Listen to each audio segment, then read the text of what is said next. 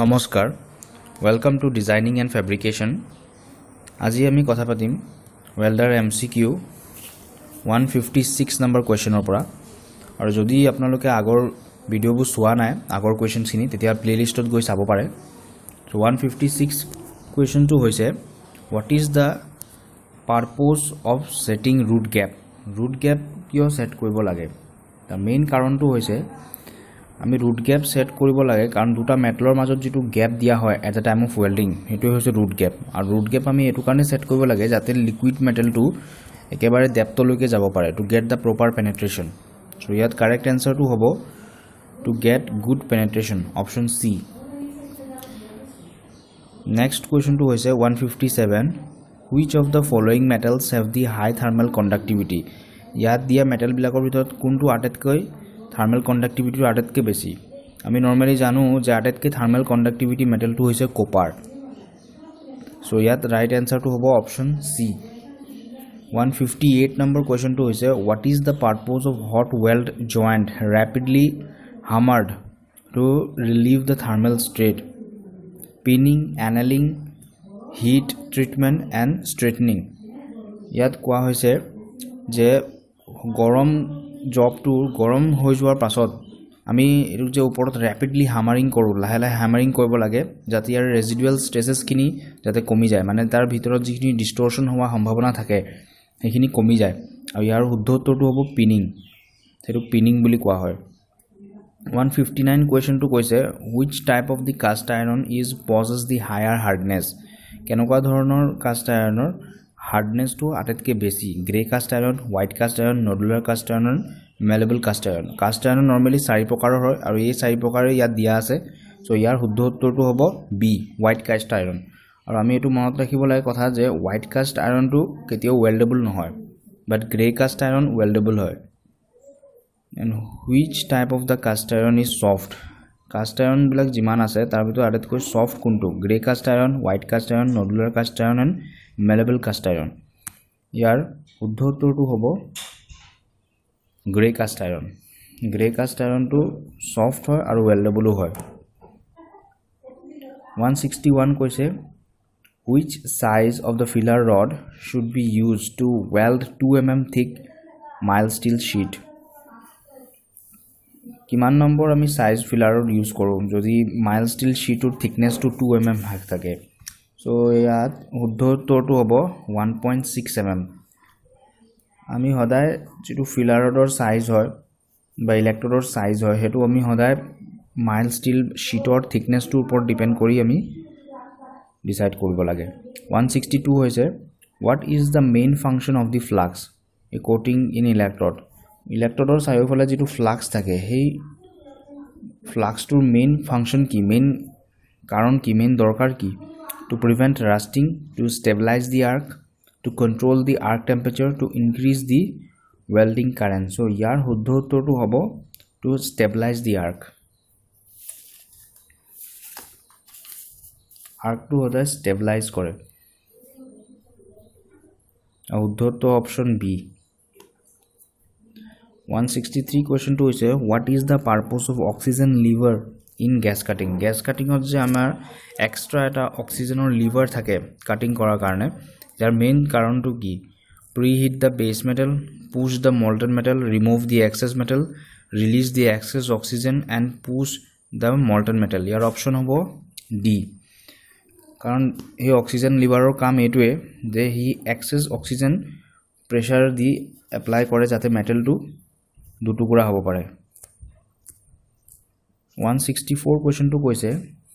which gauging nozzle is selected for rivet head cutting ত কোনটো nozzle select কৰা হয় bent nozzle with 3 preheating holes straight nozzle with 6 preheating holes bent nozzle with 6 holes আৰু fluid cutting straight with 6 holes so ইয়াৰ শুদ্ধ উত্তৰটো হ'ব bent nozzle with 3 preheating holes gauging কৰোতে নৰমালি gauging nozzle দুই প্ৰকাৰৰ থাকে এটা হৈছে 75 ডিগ্ৰী এংগুলৰ আৰু এটা হৈছে 180 ডিগ্ৰী এংগুলৰ সো ইয়াত আমি ৰিভেটৰ হেড ৰিমুভ কৰিবলৈ যেটো আমি gauging ইউজ কৰো নৰমালি স্পট গজিং ইউজ কৰা হয় তাত bent nozzle with 3 preheating holes use কৰা হয় 165 টো কৈছে ইয়াত যেটো এক্সপাৰ্ট দেখাই আছে এই ডায়াগ্ৰামটোত এই এক্সপাৰ্টটোৰ নাম কি বা ইয়াৰ ফাংচন কি speed control preheat control vertical control or horizontal control so ইয়াৰ শুদ্ধ উত্তৰটো হ'ব স্পীড কন্ট্ৰোল ই স্পীডটো কন্ট্ৰোল কৰে এটো এটা কাটিং মেচিন হয় যেটো অটোমেটেড কাটিং হয় 166 question to koya hoise what benefit we get out of a carburizing flame flames normally ami janu je oxyacetylene flames or tinta bhag ase neutral flame oxidizing flame aru carburizing flame tare carburizing flame hoise jot acetylene or poriman to beshi thake mane acetylene ot carbon or poriman beshi ase jitu flame ot carbon or poriman to beshi thake compare to oxygen to he flame to hoise carburizing flame to carburizing flame or benefit কি ইয়াত হেতুৱে কোৱা হৈছে suitable for brass copper welding suitable for stellite flame cleaning suitable for mild steel stainless steel suitable for pure aluminium cast iron brass welding আমি এটো কথা জানিব লাগে যে কেতিয়াও কাষ্ট কাৰ্বৰাইজিং ফ্লেমটো ম্যাক্সিমাম ইউজ নহয় বহুত ৰেয়াৰ কামতে ইউজ কৰা হয় আৰু ই হাৰ্ড ফেসিং ষ্টেলাইটিং এবিলাক কামতে ইউজ কৰা হয় ইয়াত শুদ্ধ উত্তৰটো B suitable for stellite flame cleaning 167 question to koise what are the defects in generated acetylene gas acetylene gas or jitu form hoy etut ki dhoroner defect thake oxygen hydrogen and carbon monoxide unburied ash hydrogen dust particle ash and hydrogen lime dust ammonia and water so yat huddho to hobo d generated acetylene gas or hydrogen lime dust ammonia and water vapor tenokwa dhoroner impurities present thake 168 question to hoise what is the range of pressure is used in oxygen cylinder used in gas welding jetu gas welding on oxygen cylinder thake tar pressure range to kiman thake ami etu janibo lage je etu eta set kora thake je etu 120 to 150 kg per centimeter square yat ke aru upor ba tol hobo nware 168 so option hobo here uddho uttor to a aru cutting purpose to oxygen or pressure to vary kore only aru jetu acetylene or pressure hoy 0.15 kg per centimeter square hetu cutting purpose to acetylene or pressure to hoday stable thake same thake ekmatro oxygen or pressure to he vary kore aru hetu depend kore metal thickness or upor 169 question to hoise what should be the angle of filler rod by rightward welding gas welding ot normally দুই প্ৰকাৰ welding আছে আমি জানো এটা leftward welding আৰু rightward welding যেতিয়া metal thickness to more than 5 mm হয় তেতিয়া আমি rightward welding to use কৰো আৰু rightward welding ত যেটো filler rodৰ angle হয় হেতু সদায় 30 to 40 degree হয় আৰু leftward welding to filler rodৰ angle to 30 to 40 degree হয় just blow pipe or angle to differ কৰে leftward welding to blow pipe or angle to 60 to 70 degree থাকে but in case of the rightward welding হেতু কমি মেলি 40 to 50 degree হৈ যায় কিন্তু filler ৰডৰ angle two দুইটা দুই লেফটওয়াৰ্ড হোক या ৰাইটওয়াৰ্ড হোক সেম থাকে 30 to 40 ডিগ্ৰী সো এত option A is the correct answer 170 question to hoise what thickness of plate gas welding by the forehand technique is can be used without edge preparation edge preparation নকৰাকে আমি forehead technique টুকে আমি leftward technique বুলিও কোৱা হয় আৰু rightward technique টুক backhand technique বুলিও কোৱা হয় সো ইয়াত কৈছে যে edge preparation আমি নকৰাকে কিমান মান thickness লকে forehand technique ত আমি ইউজ কৰিব পাৰো আৰু ইয়াৰ শুদ্ধ উত্তৰটো হৈছে B up to 3.15 mm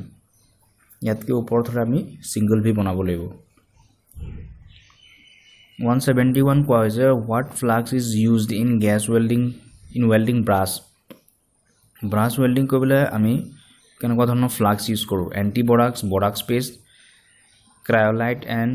barium chloride zinc chloride and potassium dichromate normally আমি জানিব লাগে যে brass হোক या bronze হোক brass is the alloy of copper and zinc bronze is the alloy of copper and tin so brass bronze এবিলাকত সদায় borax paste to use কৰা হয় as a flux so ইয়াৰ শুদ্ধ উত্তৰটো হ'ব B borax paste next is 172 question to what flux is to be used for the gas welding of stainless steel plates আমি কেনেকুৱা ধৰণৰ flux use কৰো borax flux, antiborax, cryolite or beryllium chloride, zinc chloride and potassium dichromate. Stainless steel karone hoday zinc chloride and potassium dichromate এই flux to use kora hoy. So ইয়াত শুদ্ধটো হ'ব option D. 173 which filler rod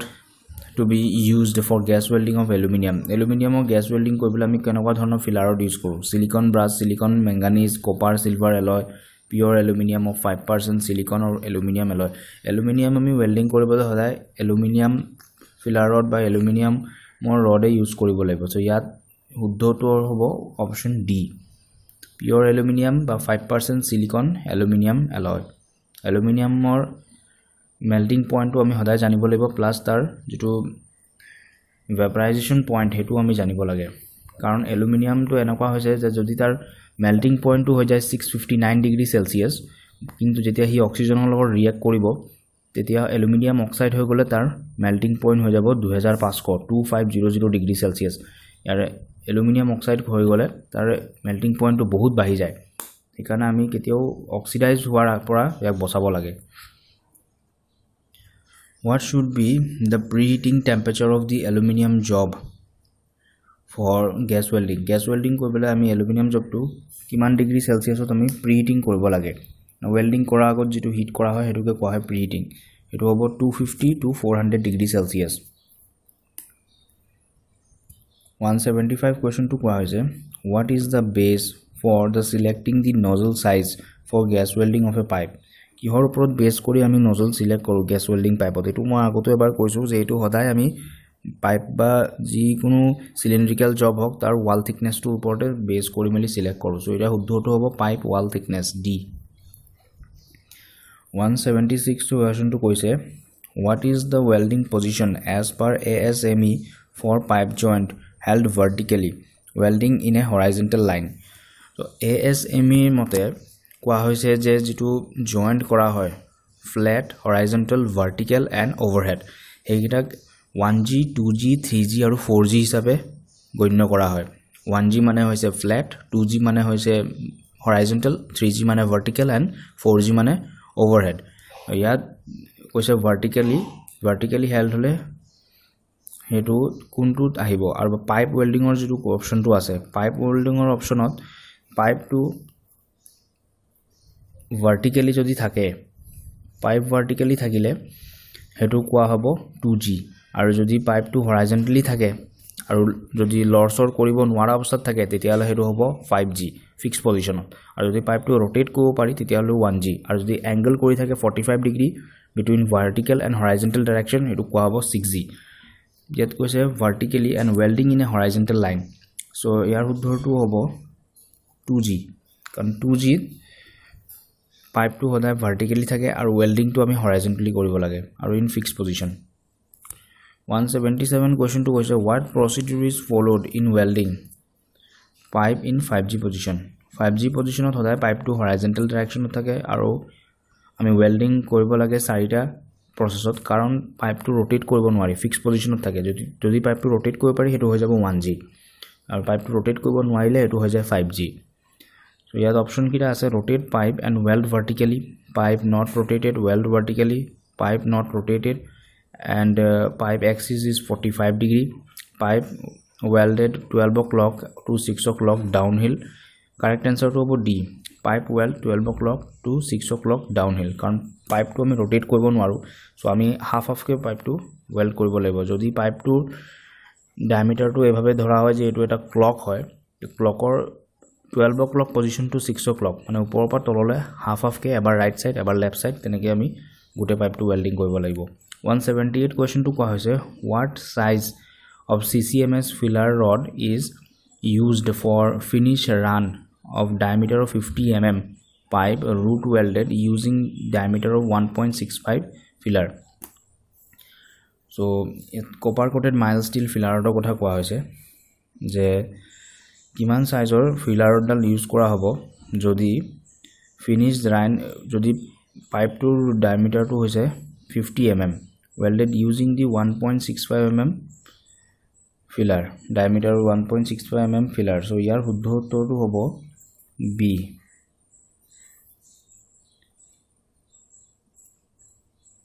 3 mm কাৰণ 3 mm লকে metal thickness লকে আমি well কৰিব পাৰো যদি 1.65 mm যদি ফিলাৰটো থাকে বা ফিলাৰৰ ডাল থাকে তাৰ ম্যাক্সিমাম আমি 50 mm যদি ডায়ামিটাৰৰ পাইপো হয় কিন্তু ডায়ামিটাৰটো চাই মেলি ফিলাৰৰ চুজ কৰা নহয় হদায় তাৰ ওয়াল থিকনেসটো চাই চুজ কৰা হয় তেতিয়া আমি 3 mm মেটাল থিকনেস লকে ওয়েল্ড কৰিব পাৰি বা আমি ইয়াত 3 mm লকে ফিলাৰৰ সাইজ ওয়াইজ আমি ইউজ কৰি ওয়েল্ড কৰিব পাৰিম 179 question to কৈছে what size of the electrode is used to weld 5 mm wall thickness pipe আকৌ ইয়াত কোৱা হৈছে যে ইলেক্ট্ৰোডৰ সাইজ বা আমি কিমান লম যদি মেটাল থিকনেস টু কোৱা হৈছে যে পাইপটোৰ মেটাল থিকনেস যেটো আছে হেটো 5 mm হ'ব সো আমি জানিব লাগে যে নরমালি 5 mm যদি হৈ যায় তাৰ থিকনেস টু তেতিয়ালে আমি 3.15 ইউজ কৰিম যদি 5 mm কৈ ওপৰ হয় তেতিয়ালে 4 mm ইউজ কৰিম সো ইয়াত শুদ্ধ উত্তৰটো হ'ব বি 3.15 mm আৰু ইয়াৰ ওপৰত ডিপেন্ড কৰি মেলি আমি কাৰেন্ট ৰেঞ্জ টু সেট কৰা হয় normally current range to 3.15 mm কাৰণে 90 to 120 ampere থাকে but in case of the pipe ওয়েল্ডিংত আমি অলপ কমকে ধৰা হয় সো হেতু ধৰ 80 to 110 ডিগ্ৰী সেলসিয়াস সেত শুদ্ধ উত্তৰটো হ'ব বি 3.15 mm 180 question to কোৱা হৈছে which test indicates the hardness of a metal কোনটো টেষ্টে হার্ডনেস টু বুঝায় যেনেকে Brinell test tensile test Charpy Izod test ultrasonic inspection তো ইয়াত উদ্ধৰটো হ'ব ব্ৰিনেল টেস্ট কাৰণ ব্ৰিনেল টেষ্টৰ দ্বাৰা হাৰ্ডনেস টু মেজাৰ কৰা হয় ইয়াৰ আৰু কেটামান টেষ্ট আছে হাৰ্ডনেস মেজাৰ কৰা যেনেকে ৰকৱেল টেষ্ট ভিকাৰ্স টেষ্ট এইবিলাক সবে মেটালৰ হাৰ্ডনেস টু মেজাৰ কৰিব পাৰি 181 question to say what type of the preheating is done only at the portions to be welded full preheating local preheating direct preheating and indirect preheating यार correct answer to hobo b local preheating ot gutei metal to preheat koibo na lage only a selective portion to he preheat koibo lage so ya koise je local preheating 182 question to koise which type of the polarity is used in welding non-ferrous metal jodi ami weld কৰিব লাগে তেনেকুৱা কেনেকুৱা ধৰণৰ আমি পোলাৰিটি use কৰো পোলাৰিটি দুই প্ৰকাৰৰ বুলি মই আগতো কৈ হৈছে স্ট্ৰেট পোলাৰিটি আৰু ৰিভাৰ্স পোলাৰিটি সো ইয়াত আমি সদায় 182 কোৱেশ্যনৰ উত্তৰটো হ'ব ৰিভাৰ্স পোলাৰিটি মানে হৈছে য'ত ইলেক্ট্ৰোড পজিটিভ আৰু বেছ মেটাল নেগেটিভ লোৱা হয়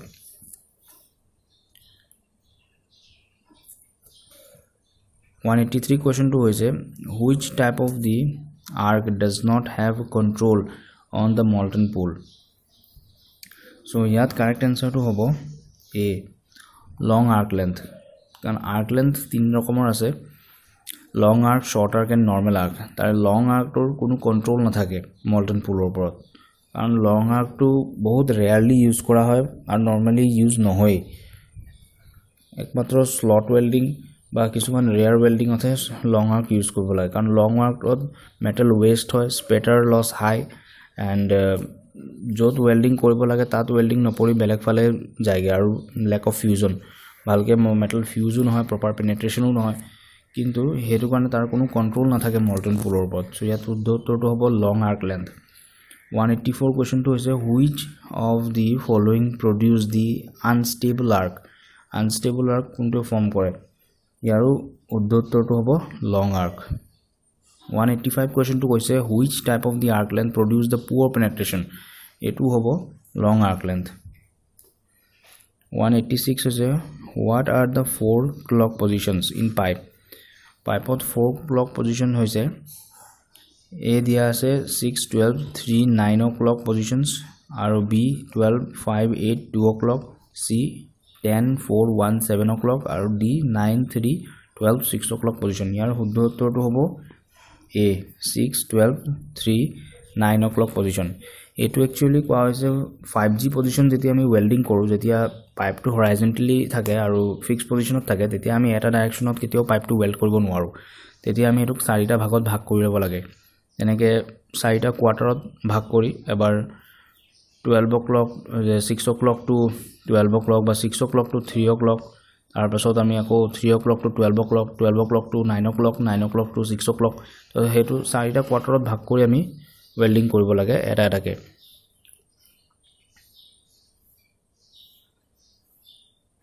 আৰু যদি আমি 1G পজিশনত সিলেক্ট কৰো 1G পজিশনতো আমি যদি ওয়েল্ড কৰো যত পাইপটো ৰোটেট কৰিব পাৰি তাতো এটা কোৱাৰ্টাৰলি পাইপটো ওয়েল্ড কৰিব পাৰি সো প্ৰথম শুদ্ধ উত্তৰটো হ'ব A 6 12 3 আৰু 9 187 কোৱেশ্চনটো কৈছে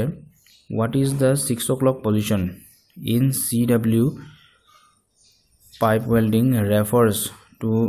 in 5G position downhand position horizontal position overhead position আৰু এটা কৈছে vertical uphill position তো 5G positionত যত পাইপটো ফিক্স থাকে 6 o'clock position ইয়াৰ শুদ্ধ উত্তৰটো হ'ব overhead position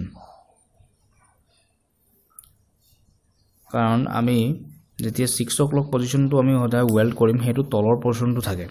তলৰ পৰ্চনটো 6 o'clock আৰু পাইপটো যেতিয়া আমি তাত লৰাব নোৱাৰো বা rotate কৰিব নোৱাৰো তেতিয়া আমি তলৰ পজিশনখিনি ওয়েল্ড কৰিবলৈ হলে আমি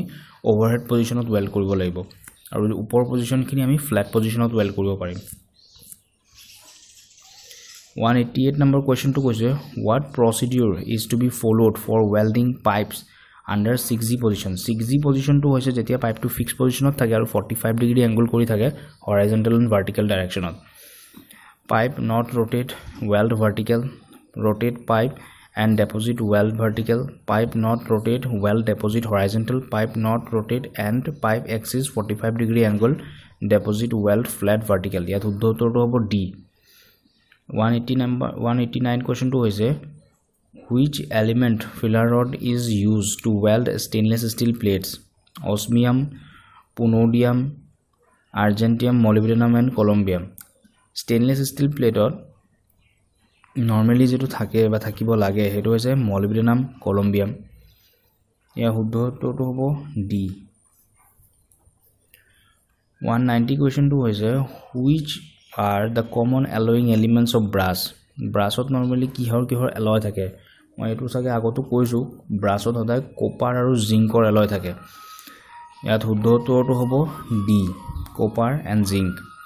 191 question to হৈছে which of the following aluminum alloys consist of 1% iron and silicon which of the following aluminum alloys consist of 1% of iron and silicon duralumin wrought alloy aluminum cast alloy আৰু commercially pure aluminum so ইয়াৰ শুদ্ধ উত্তৰটো হ'ব D commercially pure aluminum ত 1% iron আৰু silicon থাকে so option D is the correct answer